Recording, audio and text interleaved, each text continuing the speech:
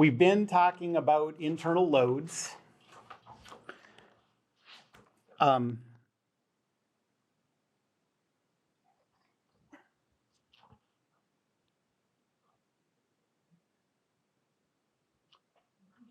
you busy now? Hi. Well, we have class going on, but Okay, that's okay. What time will you be free? 10:50? 10:50, okay. I'll try, if not, then I'll call you. Okay.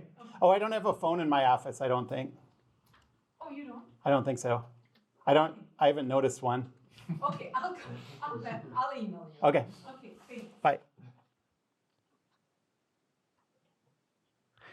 Okay, we've been doing, that was a funny question, wasn't it? Are you busy? Like, what do you think I'm doing?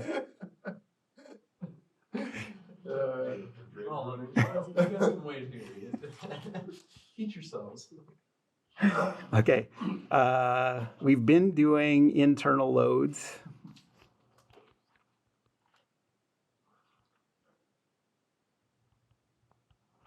In beams.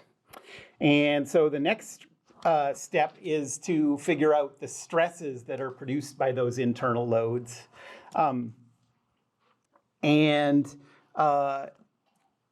Now you could imagine that, okay, so imagine that you have a beam and you stretch it, okay? You apply tension to both sides. And then with that tension on both sides, you apply a bending moment to it. It's pretty easy to imagine that, okay, maybe that tension you apply messes with the beam's ability to support that bending. And so all of these things are like interconnected, you know? But for us, we don't have to worry about that. So this all is going to depend on, this is one of the coolest words in engineering, the superposition principle. But it's a really stupid, like they should have saved that word for a cooler meaning.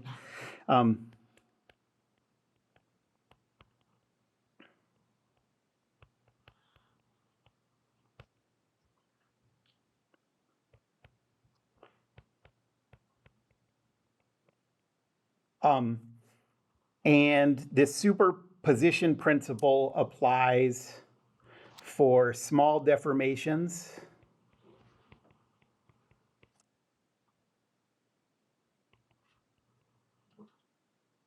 and linear stress-strain relationship. Those are the two reasons that we have the superposition principle.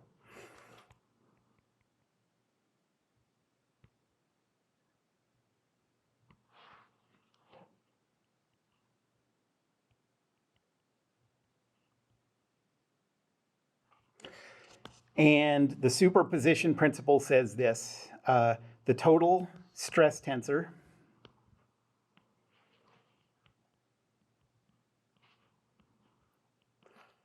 is the sum of the stress tensor due to internal tension plus the stress tensor due to the bending moment plus the stress tensor. Oh, geez. That was rude. That kind of hurt. That's what you get for trying to trip my students. Uh-oh, come back.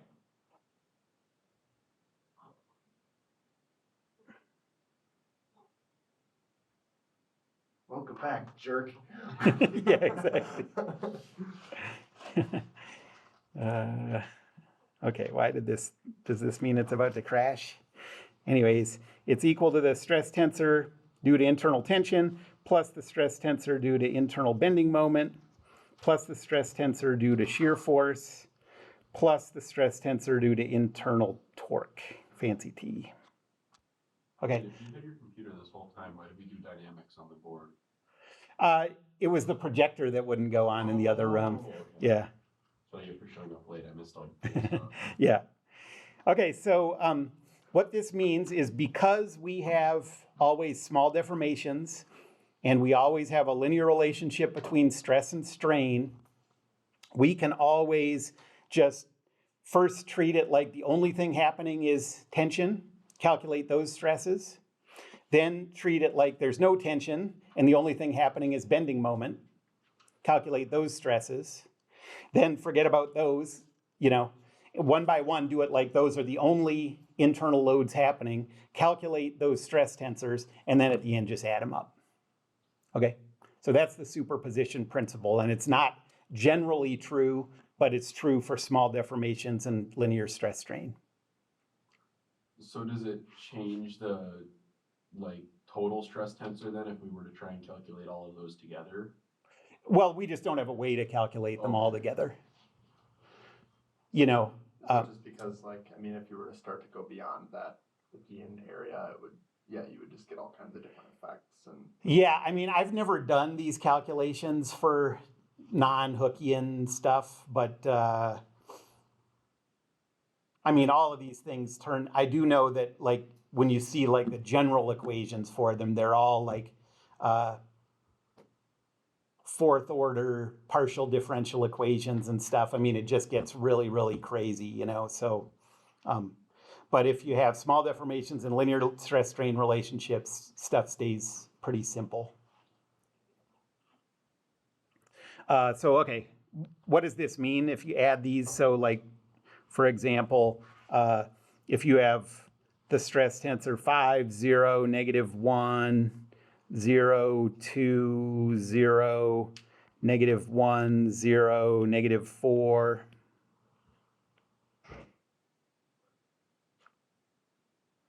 And you add that to 0, 2, -1, 2, 0, 5, -1, 5, 10.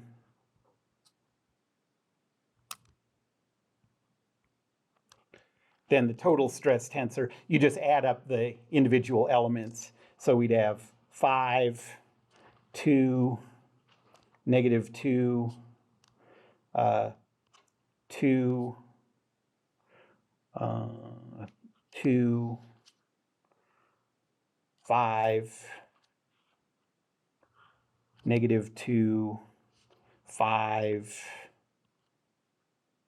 6. So that's what adding stress tensors means.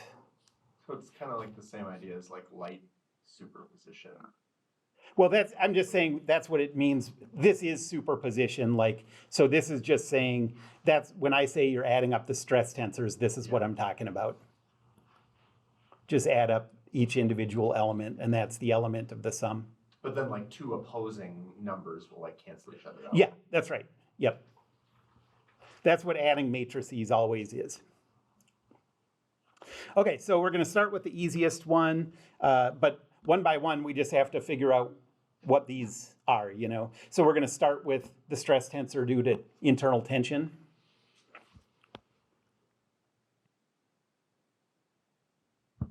Oh, let me say something before I do this. So here's something to notice as we go.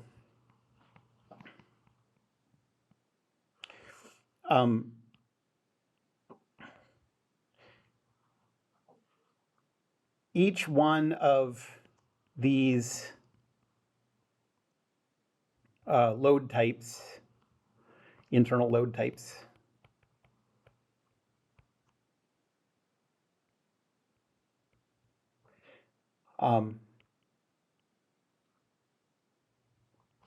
has different requirements, different conditions under which you can use this approach.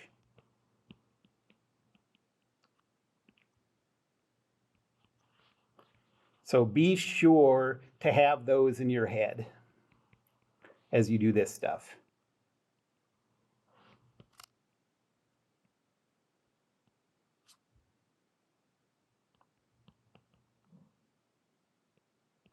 And pretty much the order that I'm going to do these in, the requirements get more and more stringent as we go. Okay, so the first one is is the stress tensor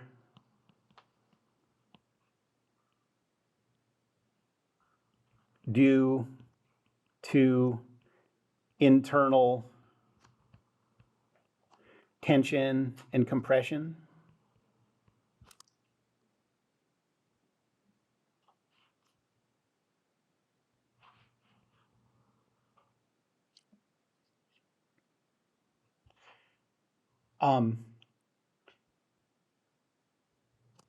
And this is the only one, and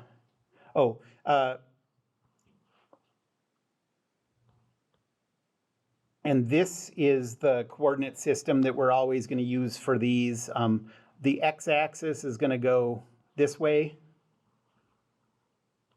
The y-axis is up. And the z-axis is towards us. Okay.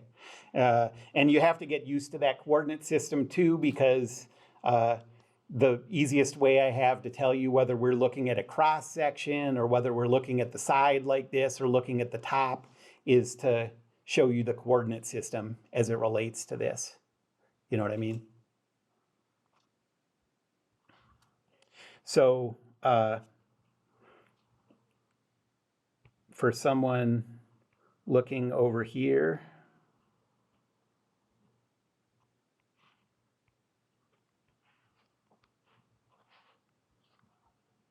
okay, this person,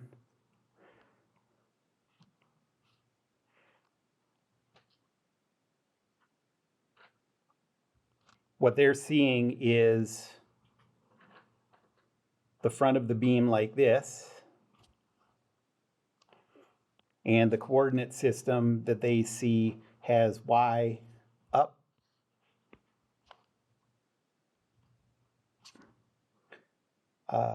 z to the left, and x toward them. Okay? Can you do that manipulation in your head? Okay. For internal tension and compression, there are no beam requirements. This is the only one that's that way. So any kind of beam, this calculation works. This is the only one.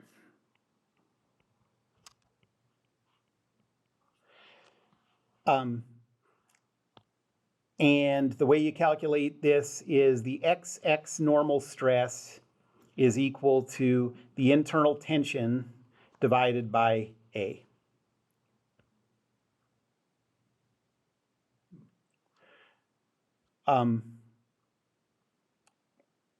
One thing to notice about this, what is A? I hear you asking in your heads. A is the cross-sectional area of the beam.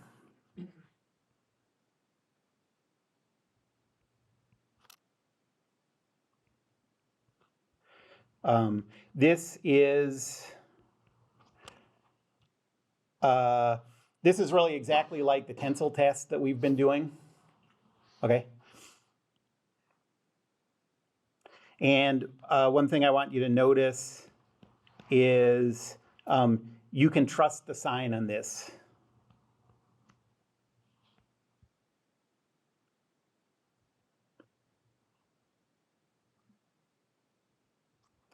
So that means if this beam is in tension, and that means you would be plugging in a positive value of T, because that's what tension means, positive T.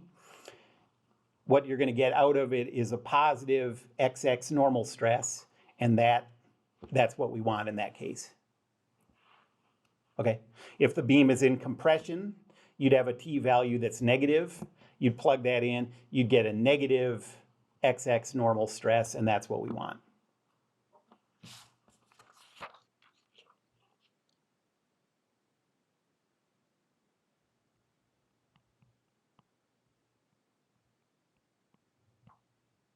Okay, so let's say, I'm going to give just a super quick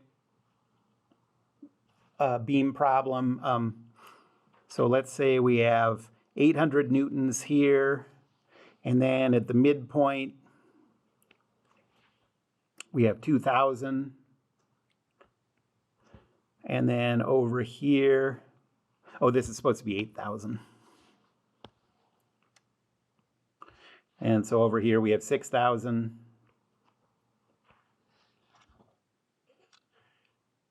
And let's say the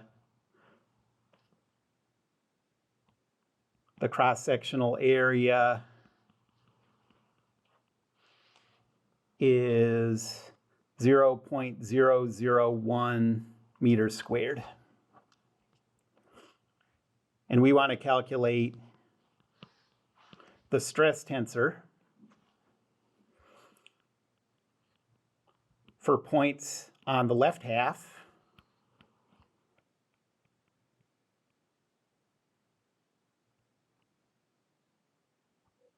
and then second, what's the stress tensor for points on the right half?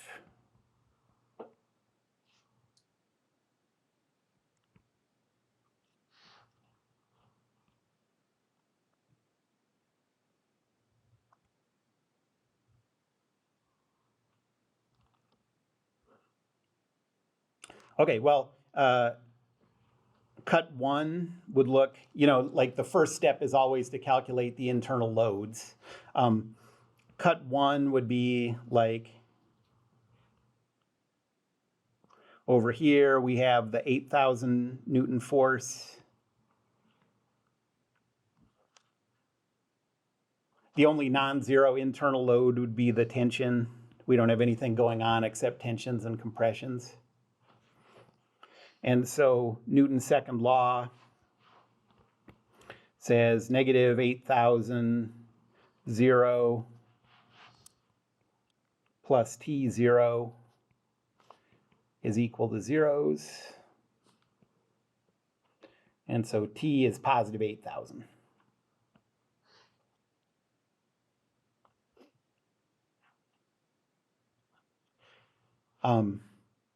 And so now we can calculate the XX normal stress for those points on the left side.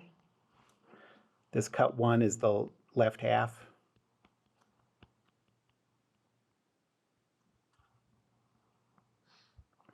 And this is equal to positive 8,000 divided by 0.001. And so we get 8.0 times 10 to the 6 pascals.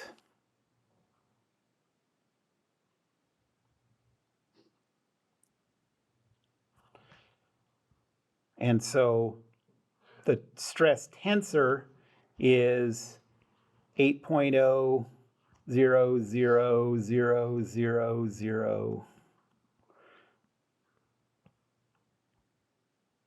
megapascals.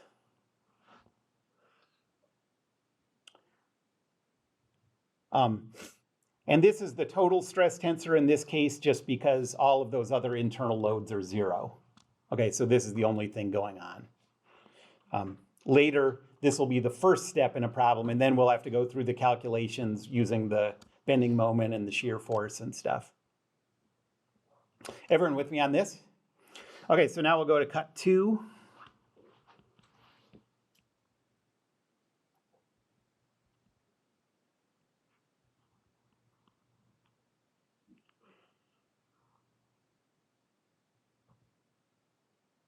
So this time we have the 8,000. And we also have the 2,000.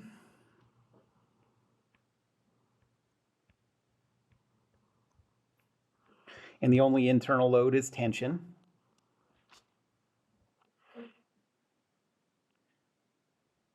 So Newton's second law says 8,000, negative 8,000, 0, plus 2,000, 0, plus T0 is equal to zeros. And so T is equal to 6,000.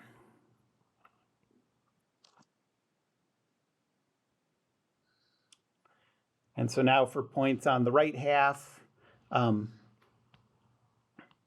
sigma xx is equal to 6,000 divided by 0.001.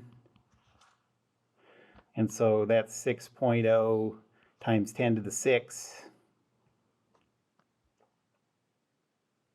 And so the stress tensor for these points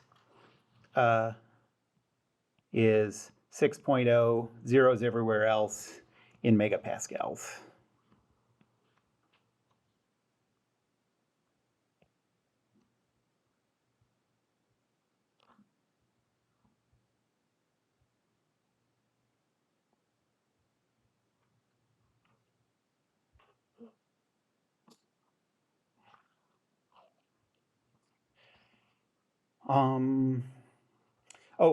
One thing to look out for is this is the only one of these stress calculations that isn't going to depend on the location inside the cross section.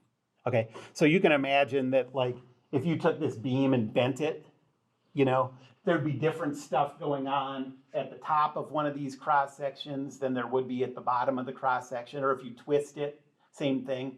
But with tension and compression, this stress tensor that we calculated is good for a point on the left half at the top, and it's good for the bottom and the middle and everything. Is that even if it's a function of x? Even if it's a function of x, yeah. It's still consistent along the whole cross section. Like at a point, you mean?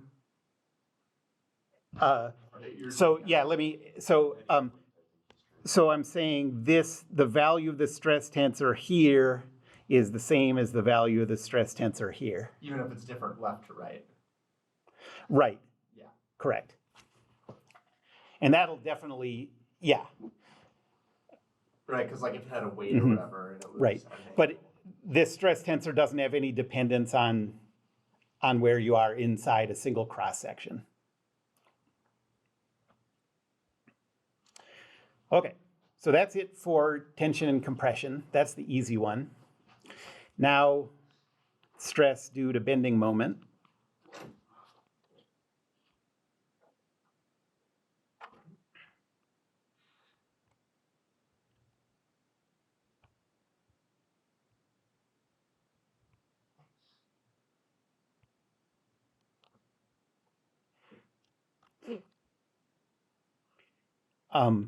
This calculation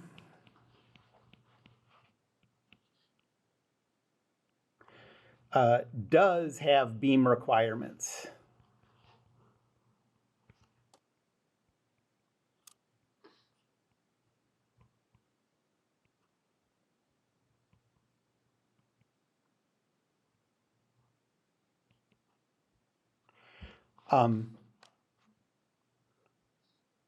So the first one is that the beam has to be straight or nearly straight.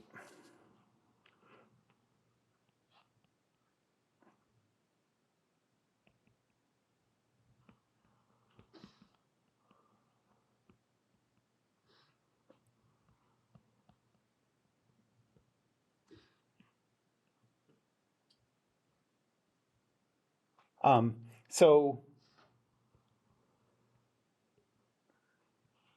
I'll draw pictures of, for each one of these, what we can do and what we can't do. So you know what a straight beam looks like. So we can do calculations like this. We can't do stuff like this, like this is supposed to be a hook supporting a load.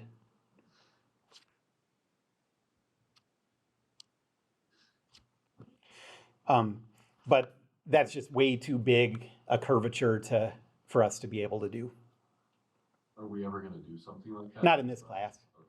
It's not particularly hard, but we're not going to do it in this class.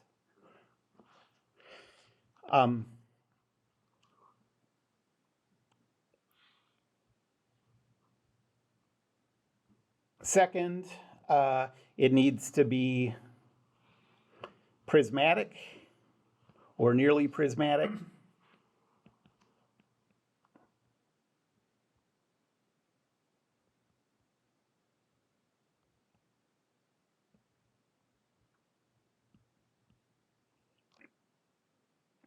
So we can do, again, beams where the cross-section shape is the same the whole way. We can't do things that have drastically different cross-sections as you move along the beam.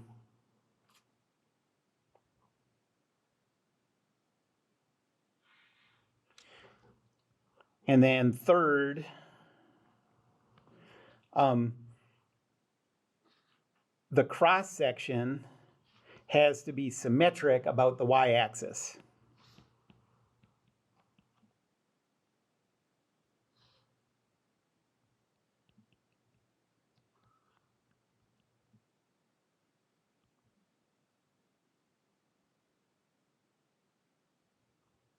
Okay, so we can do a cross-section like this.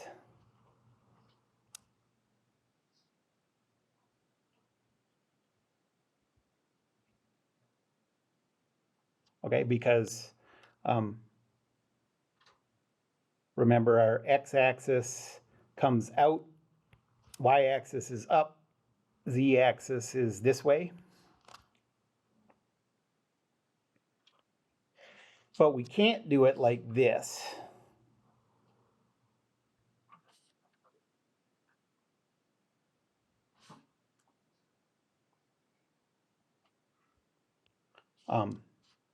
Where again the x-axis is out, y-axis is up, z-axis is this way.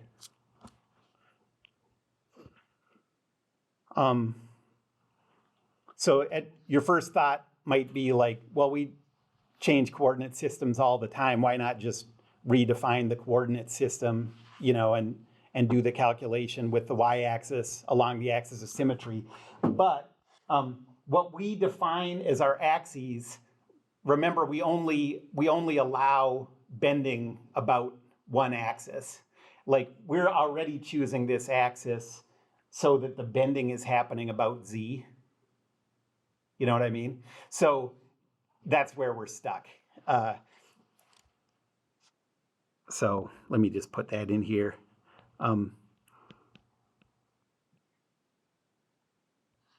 Bending can only happen about the z-axis.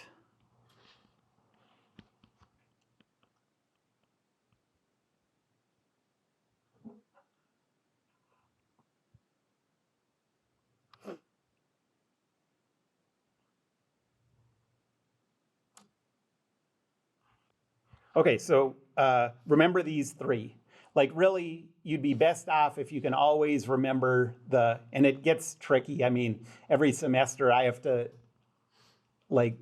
refresh my memory on what all these requirements are. But if you can keep these in your head, you'll be better off. They're different for each one of these types of internal load. Okay, so how do stresses develop due to internal bending?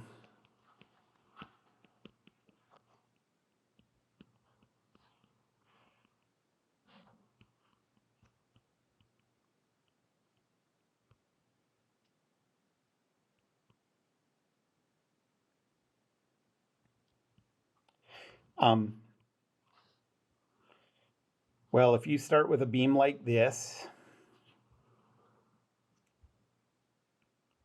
and you apply couples to the two ends, the effect, this is exaggerated, but the effect is something like this.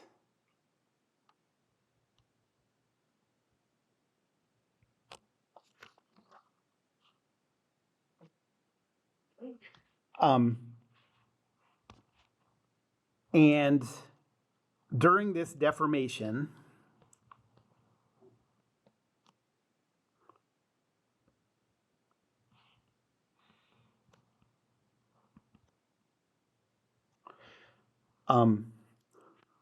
this red line that I'm drawing here, you can imagine drawing that onto the side of the beam, okay? And if you measured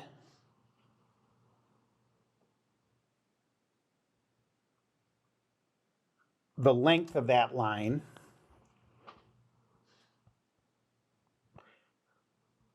the red line stays the same length during the deformation. Oh, I already said during deformation.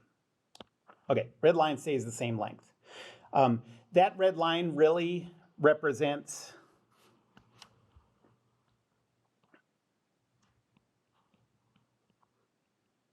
a plane.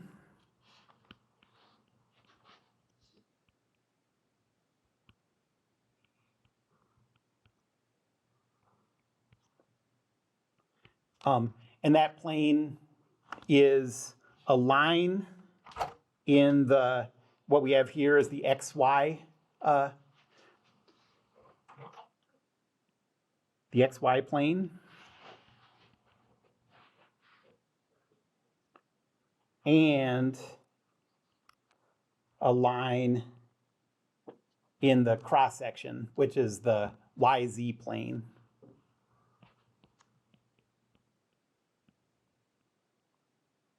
So let me try to draw this again.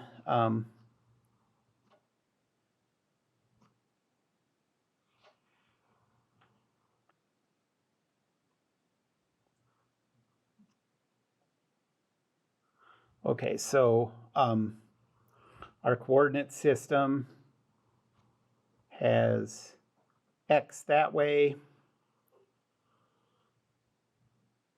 Y that way, Z that way. And that red line in 3D is like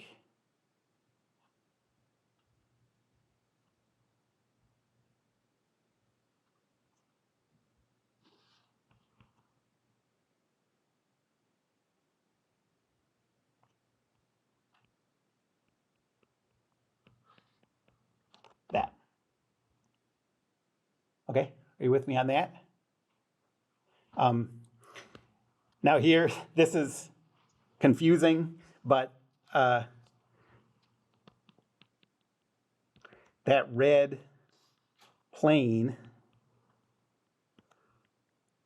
is called the neutral axis.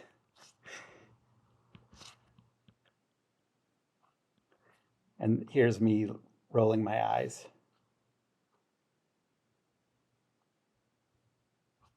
Okay, so if you're naming mathematical things that are planes, don't call them axes. That doesn't make any sense. But what it's getting at is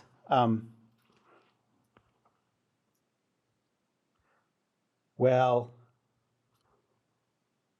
it is an axis in the YZ plane, and that's where they're talking about it. Okay.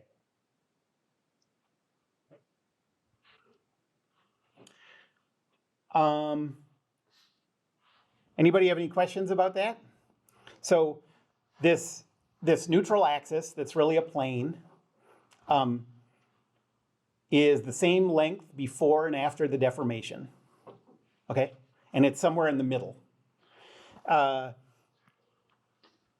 Now, what happens above and below that neutral axis?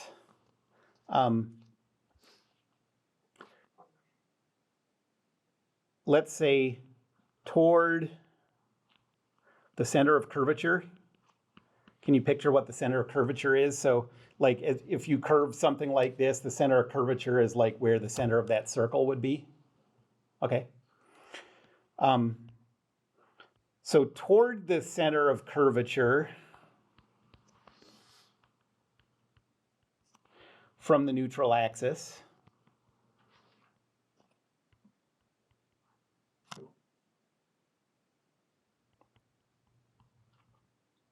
so in this picture here, I'm talking about points above the neutral axis. Are those points in compression or tension? Compression. Yep, exactly.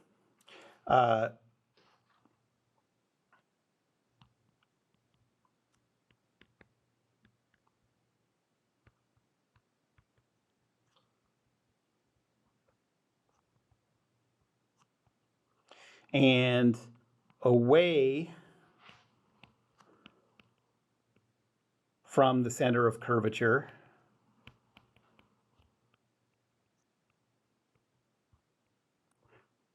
from the neutral axis. Points are in tension.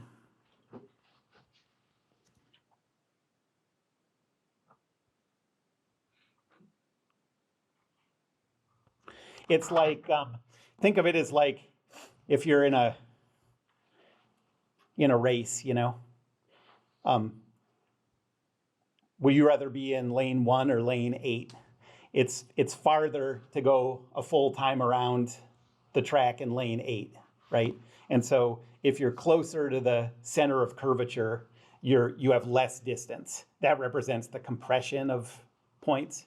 And if you're in lane 8, you have a longer distance. That's the tension of points. They all started out as the same length as that red line, but after you bend it, the red line is still the same length. The stuff above it, in this case, are all shorter. The stuff below it are all longer. Okay? All right, so there's only compression and tension. This is the only mechanism, by which stress occurs. And so the formula is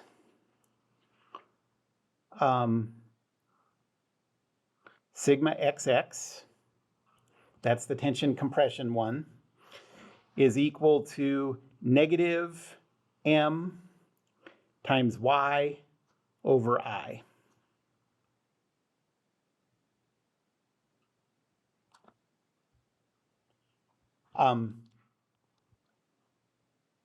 M is the bending moment, so that's the internal bending moment that we calculate.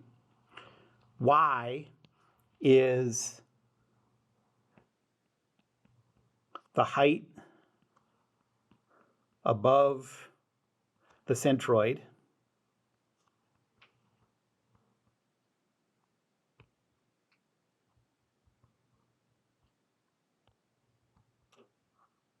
And so if you're below the centroid, then that's going to be negative.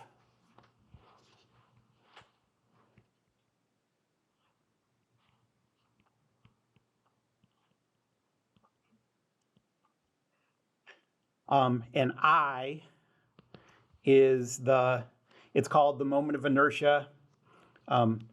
In parentheses, I'm going to put area.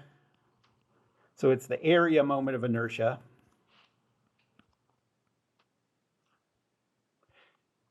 People just call it the moment of inertia, but you need to keep in mind that this is the area one, so you don't get it confused with the mass moment of inertia from dynamics. They're totally different calculations that look very similar. They both have parallel axis theorems. They both have all this stuff in common, but they're not the same thing. Okay?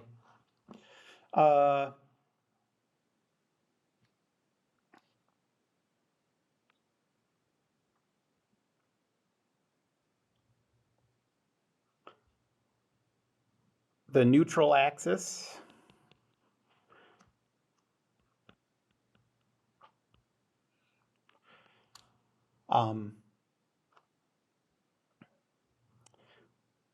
always passes through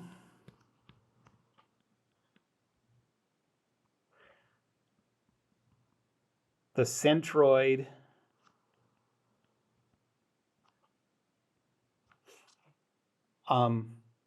of each cross section.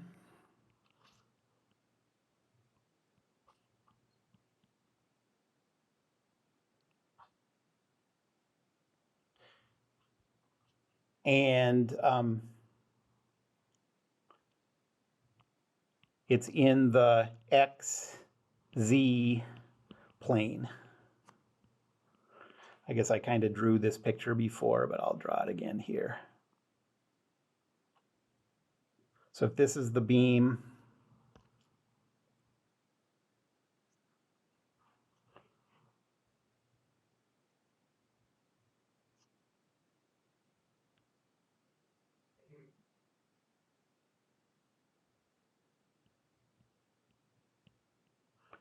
this red plane is the neutral axis.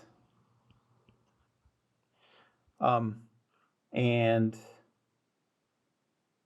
the x-axis goes this way, y goes this way, and z goes this way.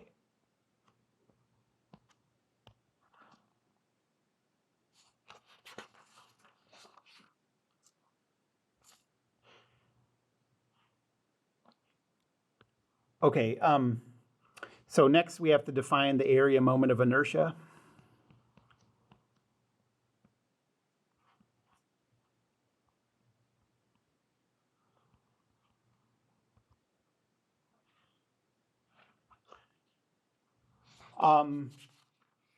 So just like the mass moment of inertia in dynamics, there's an integral definition for this, and the integral definition looks similar to what it did in dynamics.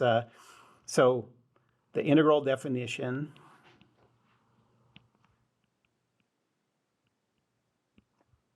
says I sub a is equal to the integral over an entire cross section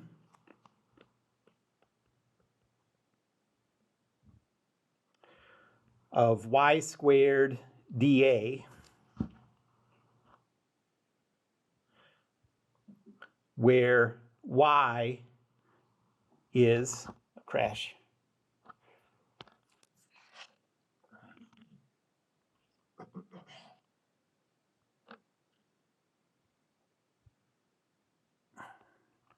Okay, y is the height above axis A.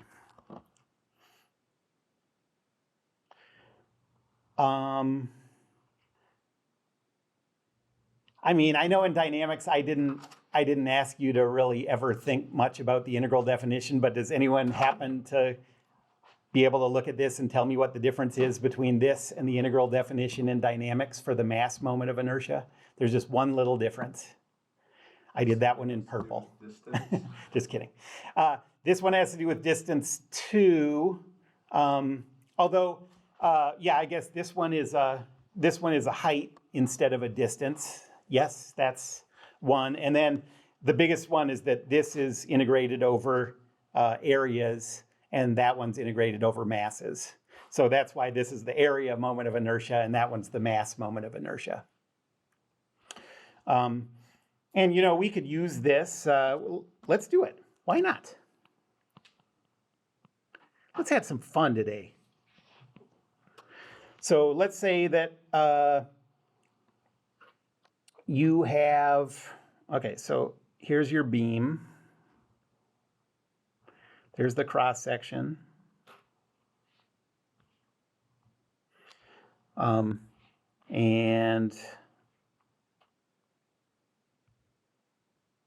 X is this way, Y is this way, Z is this way.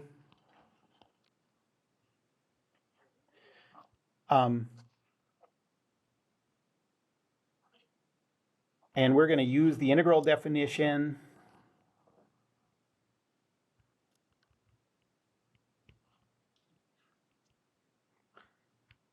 to calculate the area moment of inertia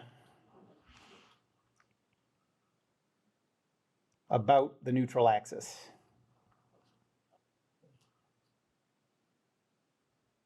Okay, remember the neutral axis goes through the centroid of that cross section.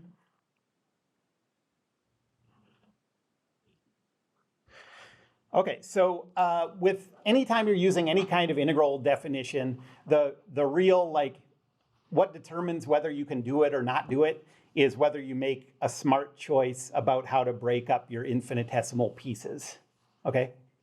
I am going to break up my infinitesimal pieces this way, and let's say that this has a, so let's say that the height is h,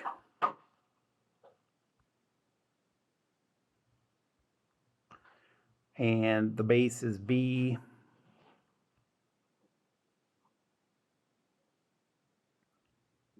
So here's a cross section. it has a height h and a base b. And the neutral axis is here. And the way I'm going to break these areas up is infinitesimally thick strips like this.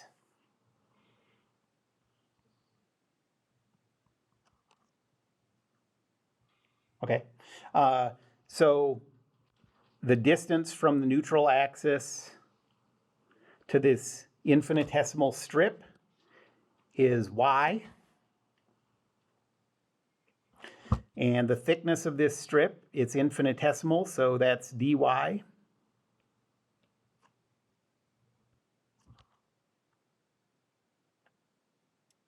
And the reason I broke it up this way is because now this infinitesimal strip, the whole way along it horizontally has the same y value. Okay, so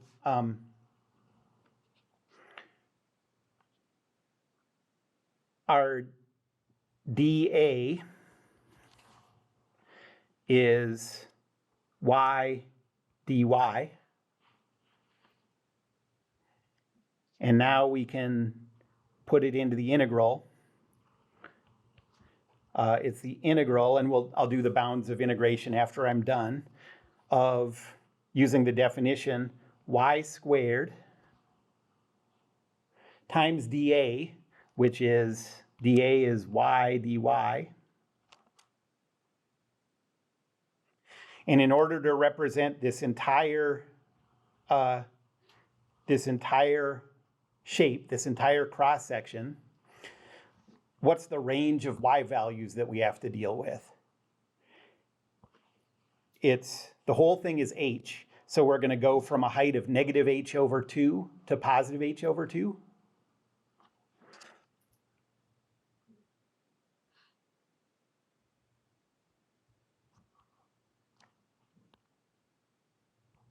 And so I'll multiply all this, integral from negative h over 2 to h over 2 of y cubed dy.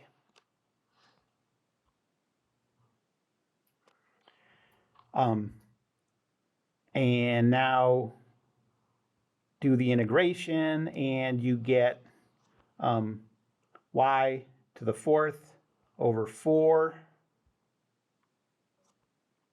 evaluated from negative h over 2 to h over 2. 2 to the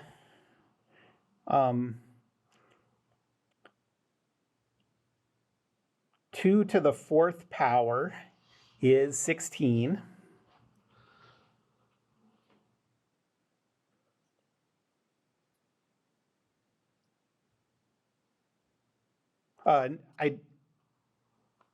No, I'm sorry.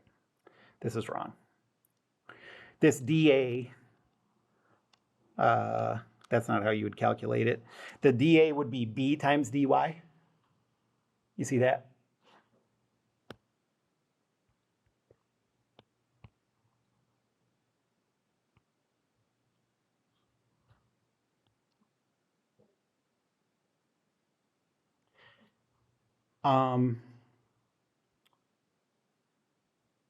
And so this is, the integral is y squared times b dy.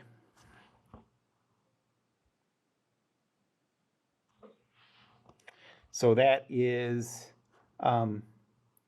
b y cubed over 3, evaluated from negative h over 2 to positive h over 2.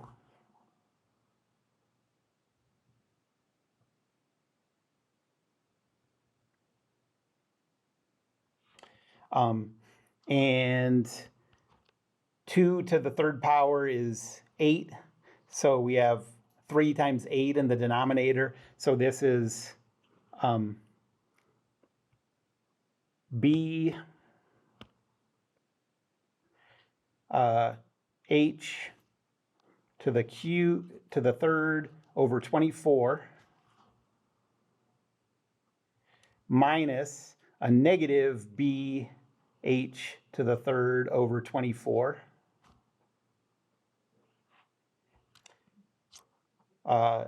So that's just adding these two together, and you get bh cubed over 12. Okay, so that is the formula for the area moment of inertia of a rectangular cross-section about its centroid, its neutral axis. Okay, and then just like in dynamics, we're not going to use the integral definition. We're just going to use algebraic formulas that you come up with this way.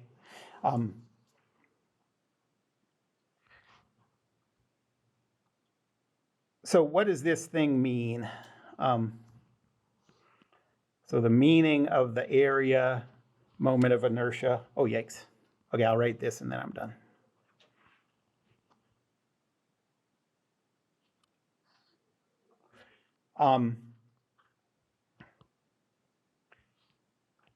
You can think of it as how well a shape's geometry, and let's cross-sectional geometry,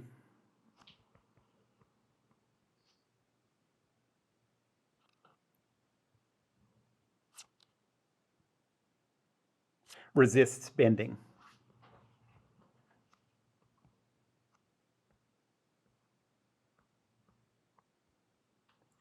Okay, so let's think about the formula we just came up with. So imagine something that's very, so imagine that this beam has the cross-section of the super thin width here and the relatively very big height, okay? So this is the beam if you're looking from the side, and this is the cross-section of the beam, okay? What this says is, in order to resist bending of this shape, the height is very important. The base is not nearly as important, okay? The base is a little important, but not that much. Okay, so if the cross-section is like this, and you try to bend it, it's really hard to do without first warping the paper, But it's because it has this relatively big height, and we're cubing that height to get the area moment of inertia. Okay? Now, if you do it this way and try to bend it, it has almost no resistance to bending. That's because the height is really thin in this case, and we're cubing that, which is just compounding the thinness in that formula. Okay? So, like if you're trying to make something resist bending, the last thing you want to do to use your material effectively is have a long, skinny shape like this. It'll just bend under its own weight, So a larger number resists bending more? A larger number for I resists bending more, correct. Okay, that's all. Goodbye. Mm.